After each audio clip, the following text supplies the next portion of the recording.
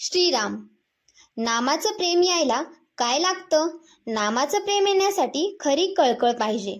आज अनेक जण विचारतात, नाम घेतो पण त्याचं प्रेम का येत नाही? पण खरं पाहिलं तर हा प्रश्न चुकीचा आहे. आपण प्रश्न विचारतो, प्रेम कसं येईल? पण खरा प्रश्न असा असायला हवा, मुखी नाम कसं येईल?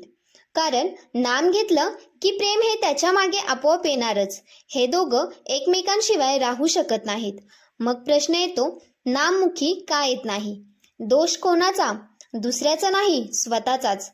खरं तर नाम घेण्यास काहीच लागत नाही. ना पैसा, ना स्थळ, ना काळ.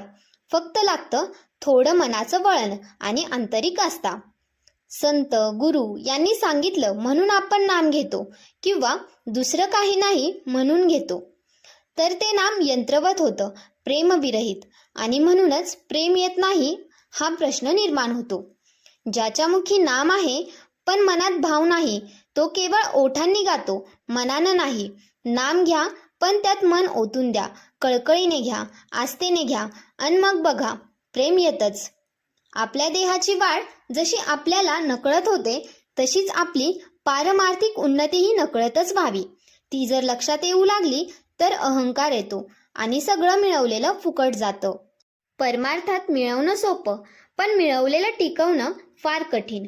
ज्याला वाटतं मी काहीतरी झालोय, तो प्रत्यक्षात काहीच झालेला नसतो. म्हणून नम्रतेने, शांततेने, निरपेक्षपणे नाम घ्या.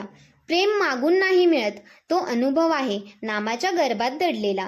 राम राम म्हणा, प्रेम आपल्या आतूनच उमलू लागेल. अशाच माहितीसाठी आमच्या चॅनलला लाईक करा, शेअर करा आणि सबस्क्राईब करायला विसरू नका. धन्यवाद.